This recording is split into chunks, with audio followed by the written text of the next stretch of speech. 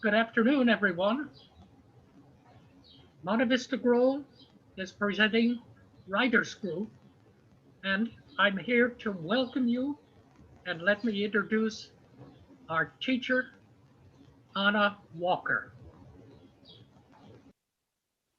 Good afternoon, everyone. My name is Anna Walker, and I am the facilitator of Pasadena City College's Life Review for Older Adults.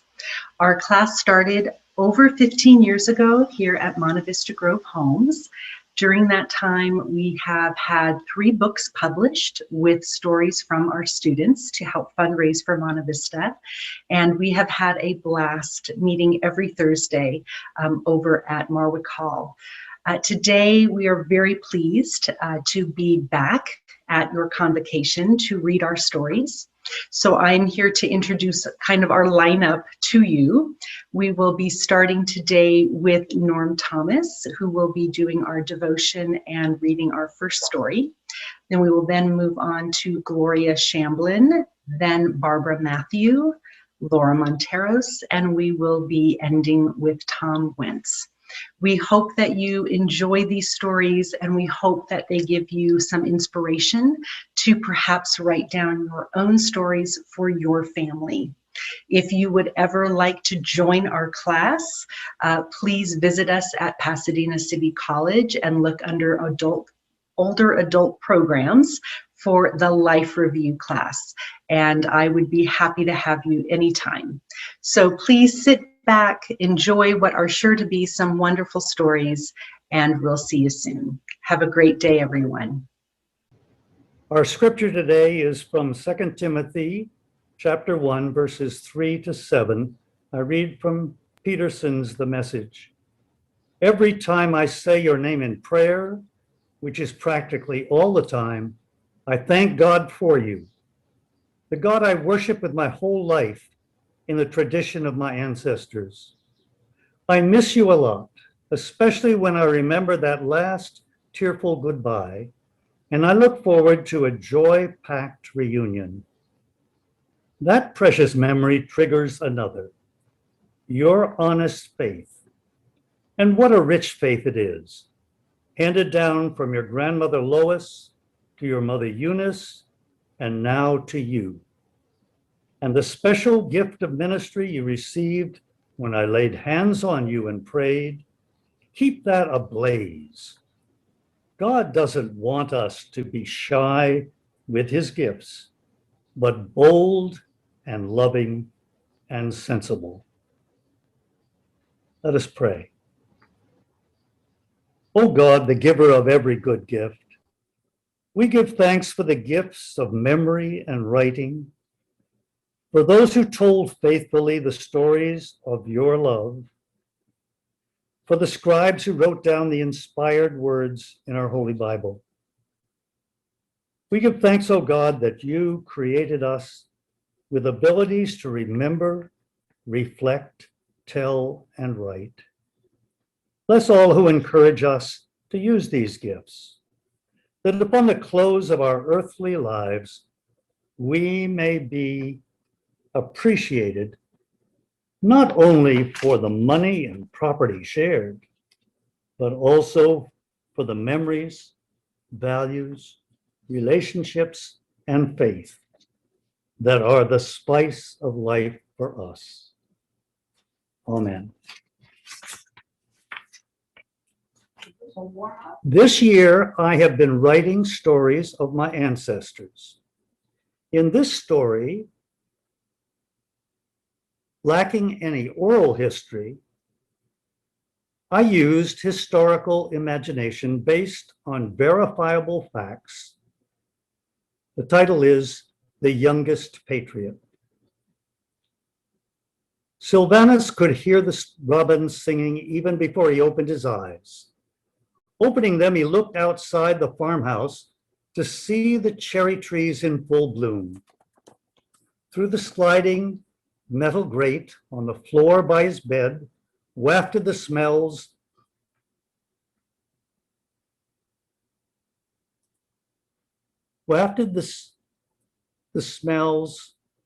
of apple pies just out of the kitchen oven on the first floor.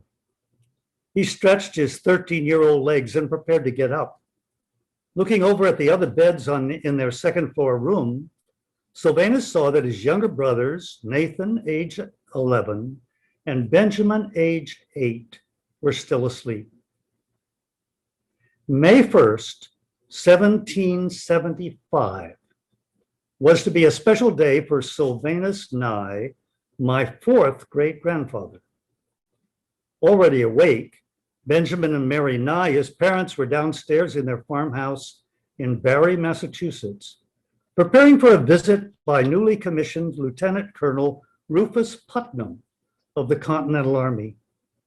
Putnam lived within easy riding distance of their farmhouse in Barre, Massachusetts, in Worcester County. He had enlisted on April 19 in one of the first Revolutionary regiments following the battles of Lexington and Concord, the beginning skirmishes of the Revolutionary War. Sylvanus dressed in his Sunday best that morning, knowing that this would be a special day. His father had told him briefly about the neighbor who would visit them that morning. Upon Colonel Putnam's arrival at the Nye home, Benjamin introduced all his family, Mary, his wife, and their 7 children. Only Sylvanus got to sit with his father Benjamin and Colonel Putnam in the living room, and later at the dining table. This day, Putnam was on a mission to recruit Benjamin, my 5th great-grandfather, to come to Boston and join the fight for freedom from British rule. Benjamin was open to the colonel's appeal. Just 5 weeks earlier, he had enlisted in the 7th Worcester County Regiment with the rank of 2nd lieutenant. All Massachusetts males up to age 45 were to serve in the militia. Benjamin, at age 42, was among them. "Dad, I want to go with you," Sylvanus blurted out, sitting as tall as he could at the dining table. After a brief silence, taking in his request, Colonel Putnam spoke. "Son, I can't add you to the Army roster due to your age, but you can accompany your dad if he so wishes." Anxiously, Sylvanus awaited his father Benjamin's response. It would not be the first time that Sylvanus had labored or adventured with his dad. Sylvanus, as the firstborn son, toiled with his father on the farm. Although not invited to be a soldier by the colonel, Sylvanus had gone hunting for squirrels, rabbits, and pheasants with his dad. "Okay, son," Benjamin replied. "If Colonel Putnam feels that you could be of use, I support the plan." That's how Sylvanus Nye, at age 13, got to be at the Battle of Bunker Hill.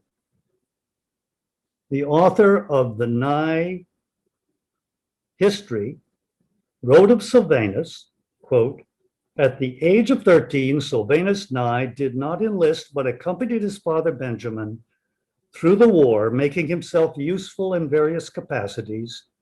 He was at Bunker Hill as messenger and errand boy for officers. We who live in a cell phone age can communicate easily far and wide. That was not true of military officers in earlier centuries. Artists, both painters and sculptors, portray Generals Napoleon Bonaparte and Robert E. Lee on horseback, as if giving orders to the troops from their horses. In fact, they may have ridden more to inspire the troops than to communicate with them and their officers. For that, officers relied on written notes carried by messengers. That was Sylvanus's role at the Battle of Bunker Hill, the first major combat of the Patriots with British soldiers. Colonel Rufus Putnam probably introduced Benjamin and his son to his first cousin, Major General Israel Putnam, upon their arrival at the Patriots' fortifications. It was General Putnam who argued in favor of fortifying Breed's Hill, from which the Patriots, if they could acquire cannons, could fire on the British forces in Boston. A ragtail force of Patriots, with the militias only armed with the guns that they brought from home, waited for the attack by the Redcoats, the cream of the British Army. The British, using the military discipline of their day, planned to advance up the hill as a formidable line, 100 men across and 4 deep. Sylvanus must have heard General Putnam give orders to Colonel William Prescott to instruct his men, don't fire until you see the whites of their eyes. The first 2 attempts by the British to attack the Patriots failed. The colonials shot down the British soldiers as they marched upward toward the fortifications. On their 3rd try, with the Patriots running out of gunpowder, the British captured the hill, but only after the Patriots had escaped down the other side. By the standard of the day, the Americans lost, since they gave up the ground. But the British casualties were 1,054. For the Patriots, only 449. General Nathaniel Greene of the Continental Army wrote to his brother, "I wish we could sell them another hill at the same price." Who was the youngest patriot in the Revolutionary War? I'd vote for Sylvanus Nye, my 4th great-grandfather, to receive that distinction.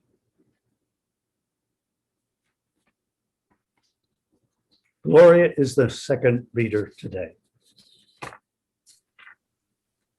Hello, my name is Gloria Shamblin. I have been in the class about 6 or 7 years, and I live in Altadena. A lot of my stories are about when I lived in England.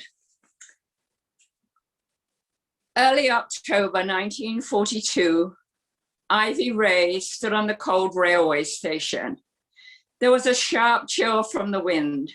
Darkness fell, an inky blackness as the waiting room was closed in blackout mode. The station name was covered to confuse directions in the event Nazis landed. Ivy, a petite blonde, had dark shadows under her red-rimmed eyes. At her feet lay a battered suitcase. In her arms, a small white bundle. Brother-in-laws Frank and Al Ray had dropped her off with the nuns at the maternity home when she was in labor. Now they were back at war. Her thoughts wandered. What am I going to do now? Who can I rely on? I have all my worldly possessions with me. My dear husband, Harry's plane was shot down over Europe. Where is his body? Could he be alive? How am I going to manage with a 2-week-old baby? The train finally came. Soon she was at her destination. She walked home in the dark streets of Nottingham to Hartsmead Road. Her 20-year-old sister was at the door holding her baby, June. The Ray family had allowed Ivy and family members to stay in the house. Their own families evacuated out of their London home to a safer place up north. Ivy, after 6 months of widowhood, was getting her widow's pension. The sisters were able to survive. Their mother, Martha Smallbones, was living with them. Her home had been destroyed by a bomb.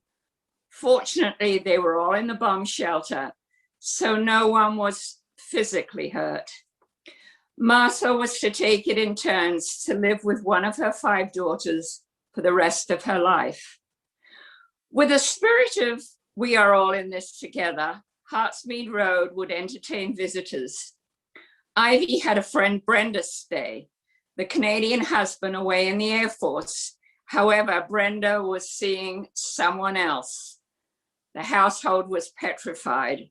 The husband would return and shoot them all. Brenda soon left.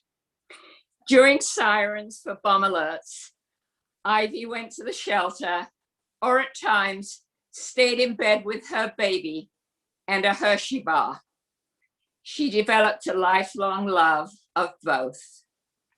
November of 1945, the family had to move out. The war over, the Ray family was moving back. Ivy moved in with one of her older sisters, Emily, and her husband, Jim. Returning from the trenches, wanting private time with his wife, Jim had to reacquaint with a preteen boy and a 7-year-old girl that he barely knew. Ivy, with the toddler, shared a single bed in the room with her niece, Anne.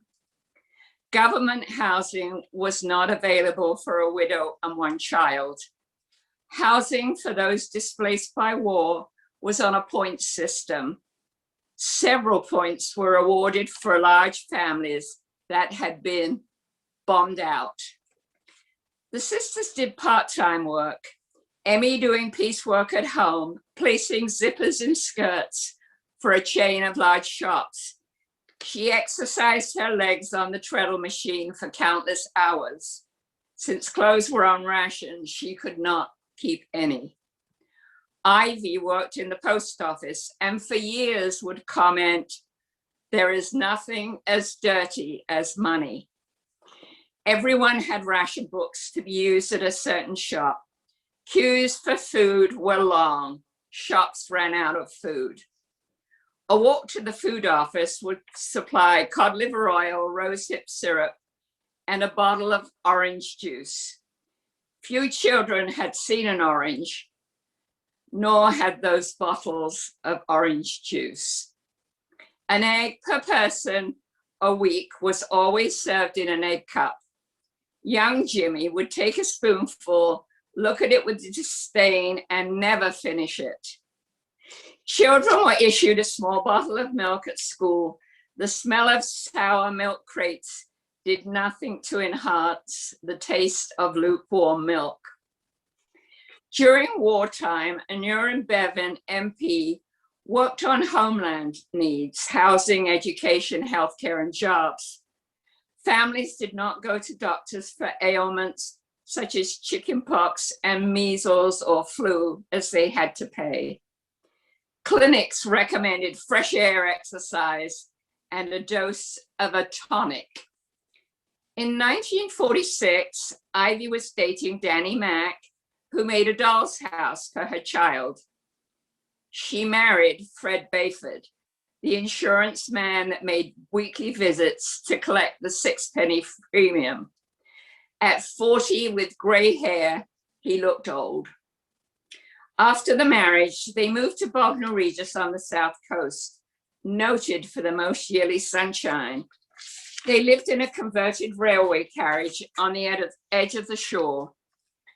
Fred became co-owner of the Spot Cafe. At night, the family delivered newspaper-wrapped fish and chips to outlying farms.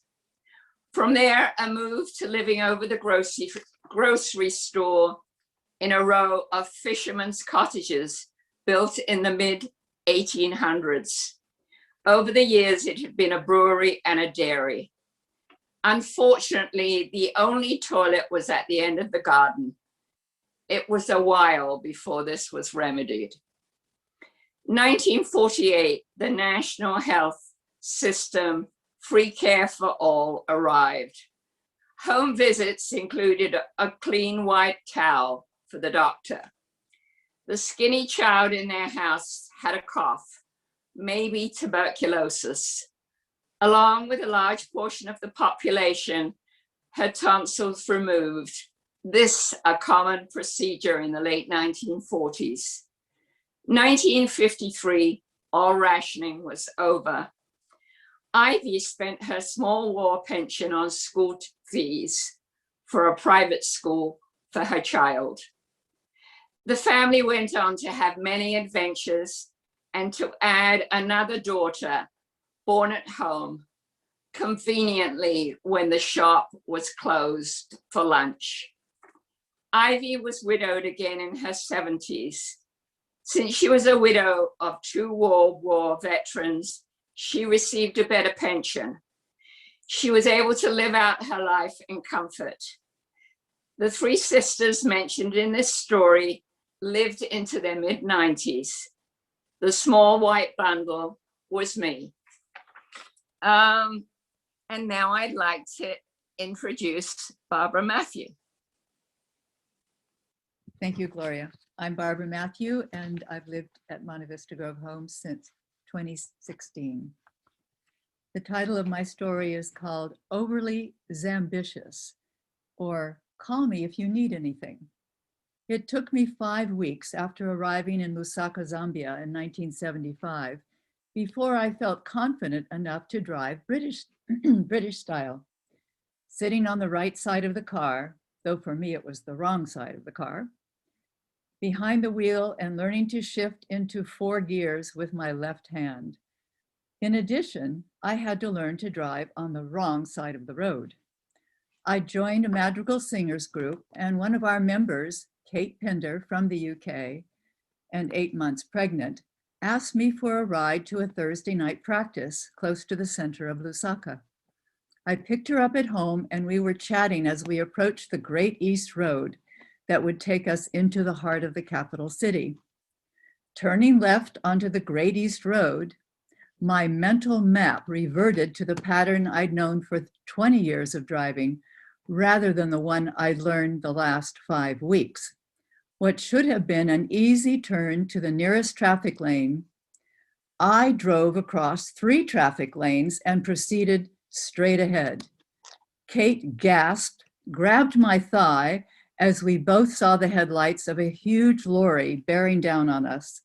With light traffic at that time of night, I immediately swerved into the proper left lane and feared then I was going to have to play the role of midwife. Almost frightening Kate Pender into premature labor, I was truly disbelieving when days later, she asked if I'd drive and accompany her friend Alice on holiday from the UK to Kafue National Park for a booked 4-day excursion. Kate had made the reservation before she was pregnant, but now thought better about taking a long remote trip just weeks before her due date. But she didn't want to disappoint her friend Alice by canceling. She offered me her 1968 VW Beetlebug car, as well as the opportunity to see a part of Zambia unknown to me. Ignorance is bliss, as they say. Kate explained I'd need to take enough water and food to last during the 4-day stay. It would be prepared by and shared with the staff at Kafue. Bedding and mosquito netting would also be supplied at the camp. Early Tuesday morning, Kate brought Alice and her car to our house. I packed it with the food and water and some personal items. Kate gave us detailed instructions for reaching Kafue camp before nightfall. Ready to drive off, Jim bade us farewell with the comforting words, "Call if you need me." It was several minutes before I realized the futility in Jim's parting words. There was no phone in our house. Jim had no phone in his university office, and not one of our 5 neighbors had a telephone. The reassurance I'd felt hearing his words evaporated. But Alice and I became focused on getting acquainted and sharing the excitement of a 4-day adventure that neither of us knew what to expect, but we trusted it would be memorable. Kate had prepared us for the 2-hour drive on the paved tarmac, and then another 2.5 hours of driving on an unpaved, not maintained dirt road. Well, we found the term road was a bit of a stretch. I would have called it a footpath. At least a dozen times we had to stop the car, get out to move large fallen tree branches from the road so we could continue on to our destination. Neither of us wanted to reveal a creeping uncertainty, but kept up appearances that all would be fine. We finally arrived, were greeted by the 2 male staff who helped us unload the car of food and water. They showed us to our rendezvous with its 2 single beds covered with mosquito netting from ceiling to dirt floor. We were shown the latrine and the shower facility, which was a short walk from where we would sleep. Alice and I noticed we were the only visitors in this camp, even though there were 3 other unoccupied rendezvous. We were told dinner would be prepared and ready within an hour. The dining area was open air with a thatch rooftop, just like that of the sleeping rendezvous. Before dinner, we looked at the maps Kate gave us for driving to prime game viewing locations. The meal of chicken, potatoes, and vegetables from our garden tasted so good after a long and dusty drive. We turned in at nightfall so we could get an early start the next day. During the night, we heard any number of large insects moving about in the thatch above our beds, and an occasional one dropping to the floor. How grateful we were for the protective netting covering our beds and tucked in very tightly under the thin mattress. The next morning, just after using the latrine and while brushing our teeth, we heard loud trumpeting from the elephants. We rushed out of the latrine and saw the 2 Zambian men running toward the dining platform, gesturing wildly that we should follow along the same. My mother had taught me never to run with a toothbrush in my mouth, but all learned wisdom was thrown to the winds when I saw the size of 2 trumpeting male elephants coming straight to where we were standing. Alice and I arrived on the dining platform on the heels of the 2 staff persons, just as the elephants ran past us. I then understood why there'd been so many large broken branches on the road to Kafue. We were in elephant country. We were awed by these magnificent creatures once we could see them from a safe place. For the next 3 days, we saw hippos, crocodiles, many more elephants, gazelles, other members of the antelope family, and many cheeky monkeys. It was a remarkable opportunity to see wild animals in their natural habitat. Once in bed, secured under the netting, we listened to the night songs of numerous insects, frogs, and birds. On the morning we were to leave, I could not get the car to start. How I wanted to call Jim now and say, "What should I do?" The 2 staff persons were minimally familiar with the vehicle, but it seemed there was a leak in the radiator. We added water, and the 2 men pushed our little Beetle car so I could jumpstart it. That worked, and Alice and I decided we'd drive nonstop until we reached Lusaka and home. We were about an hour away from camp when on the road in front of us were a full-grown male lion and a lioness lying in the middle of the narrow road, she with all 4 paws up in the air. Well, I was not going to sound my hooter at 2 lions that stood taller than the car we were driving. So the car idled for 45 minutes with our hearts racing. Finally, the female rolled over and sauntered slowly into the bush. It took the male another 10 minutes to follow her. We watched till they were out of view. Still new to driving the British way, I mistakenly shifted into 4th gear instead of 2nd gear, killing the engine. Again, I said out loud, "Jim, help!" Totally flummoxed, I remembered Kate telling us there was a couple that she knew who would be at a camp in the Kafue area further along the road from where we'd been, and they would be there the same number of days that we were. We prayed they had not gotten an earlier start. After a very tense and fretful hour, we heard a car approaching from behind. It was the couple Kate had told us of. They were surprised to see us stuck on the road, and we cried with joy to see them. They gave us a push, enabling me to once again jumpstart the car.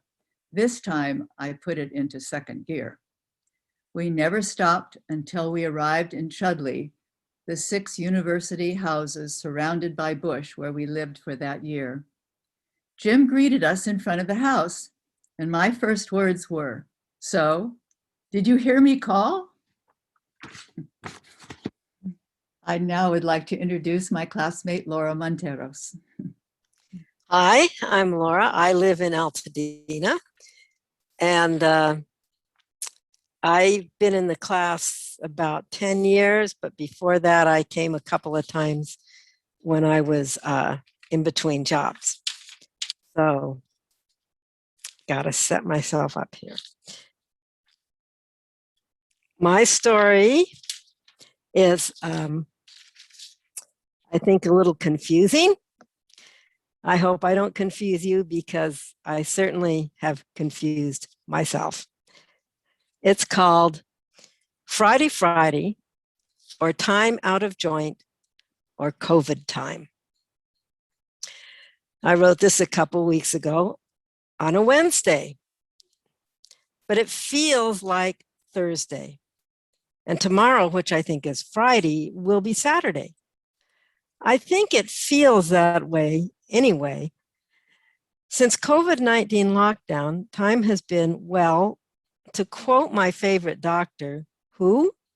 Number 10, all wibbly wobbly, timey wimey. It's like tripping in the TARDIS and getting out on a different but non-consecutive day every day. It's like taking a walk on a Mobius strip. Sunday is church, that's the same. Monday was a day off until a few weeks ago, when I switched from helping my daughter out with her kids in the afternoon on Tuesday to Monday. Actually, it was a dozen weeks ago, but who's counting?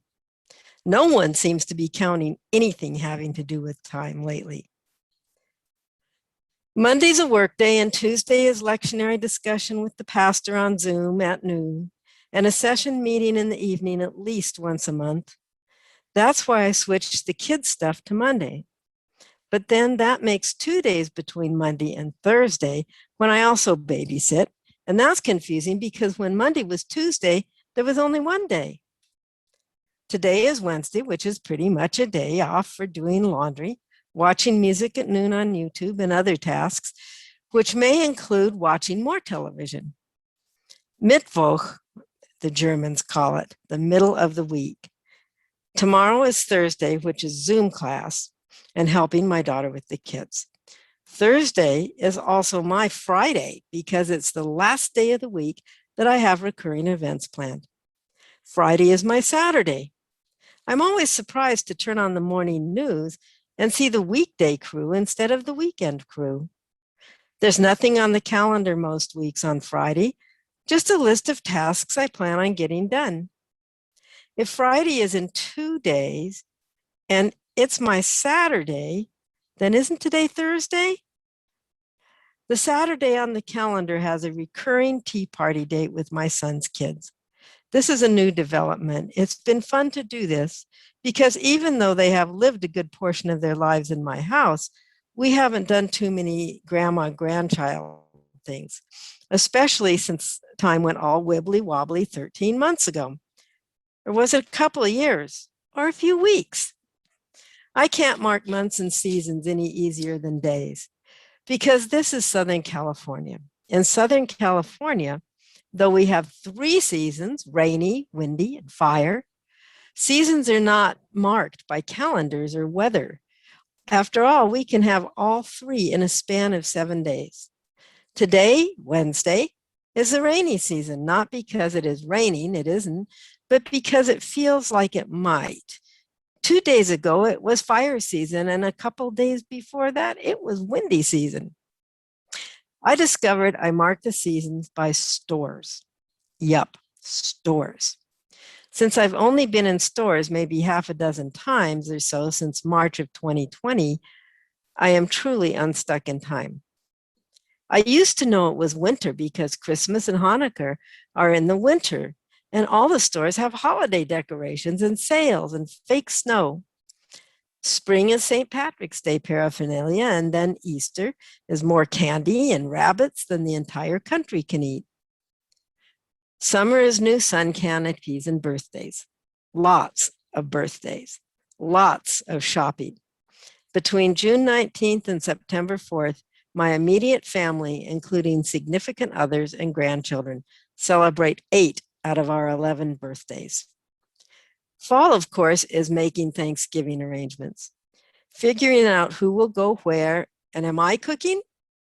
Twice, my son took me to California Adventure, which in November teeters between Halloween and Christmas. Thanksgiving in general seems to teeter between death and life.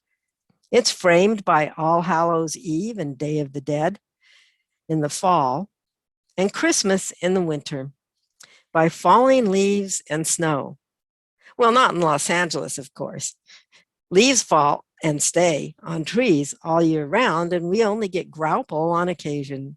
So here I am on a Wednesday, writing a story for class to avoid the mundane tasks that pile up from Sunday through Tuesday, and which I want to get out of the way before Thursday through Saturday. Like two bulldozers pushing up dirt into a heap from both sides. Mittwoch. The odd thing is, in this sort of dreamy rocking of timeless days, I have become accustomed to sort of floating over the calendar in a sort of fuzzy bubble. Stepping out of that sweet, hazy place can be rather unattractive. I will no longer have the excuse to decline an invitation because of, COVID. But it is Wednesday and class is tomorrow, and I want to post this story. I want to slide down the other side of that sandy little hill into Saturday. Well, Friday, but you know what I mean. I would like to introduce Tom Wentz now.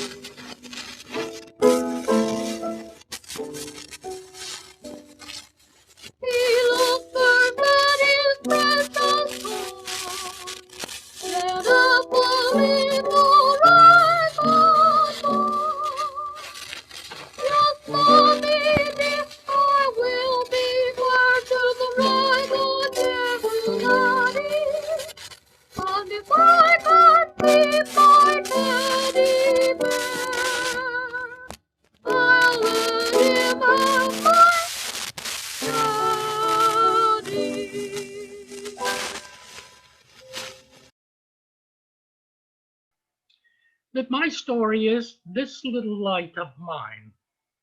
As I remember, it was at one of those neighborhood gatherings when the adults were sharing some knowledge of local events with Mrs. Sally Harris.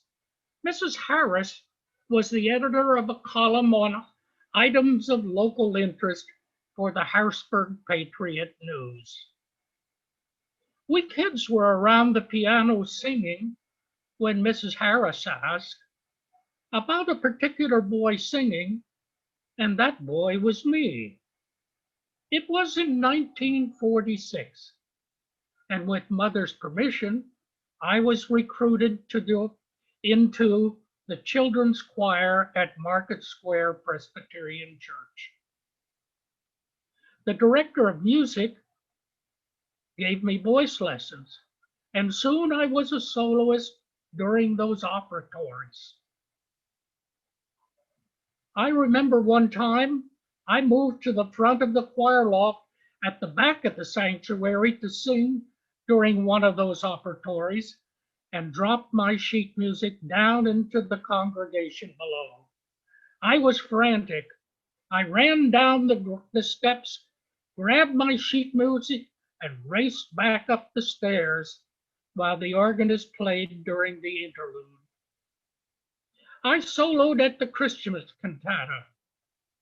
What child is this? What child is this who lay to rest while mother's lap is chaps, mother's child is sleeping? Mother drove, my sister played the piano, and I sang for Rotary Clubs, Optimus, the Women's Christian Temperance League, Presbyterian Women. At the county floor farm, I was there almost monthly. I sang at Presbyterian homes, and I was a favorite at those famous potluck suppers. I tried for a child's part in the TV production of Amal and the Night Visitors in the 1950s. I was the child soloist in Mendelin's dramatic oratorio, Elijah. I remember some years back managing a booth at the Presbyterian Church's General Assembly when two ladies from Carlisle, Pennsylvania came up to the booth. And when I mentioned my name and that I had grown up in the Carlisle area, they exclaimed, "Oh, little Tommy Wentz." Well, my friends, I believe we live better. We understand best when we remember well. I want to invite you, all of you, to come join us in class. Write your memories. Thank you very much. Let me introduce again Barbara Matthews. I would like to invite all of you to join us for next week's convocation. We will have as our presenter, Dr. Peggy McIntosh, and she has been the senior research scientist and former associate director of the Wellesley Center for Women at Wellesley College, Massachusetts. Dr. McIntosh is the founder of the National SEED Project, SEED standing for Seeking Educational Equity and Diversity, with the goal of creating conversational communities that drive change in curricula, teaching methods, and school climates. Dr. McIntosh is well known for her 1989 publication, White Privilege, Unpacking the Invisible Knapsack. As Dr. McIntosh stresses in her public speaking engagements, whether on PBS, her TED Talks, or addressing educational institutions nationally and internationally, she came to see that she had advantage through being born white in a culture that favors whites. This process of acknowledgement stemmed from autobiographical experiences. She will share her own experience of unpacking the knapsack of white privilege in our convocation next week. We hope you'll join us for this timely presentation, and I think you will find she is very effective in unraveling some of the terminology that we hear quite often on the news and in the newspaper these days. And hopefully it's going to stimulate conversations between us here at Monte Vista Grove Homes. Thank you.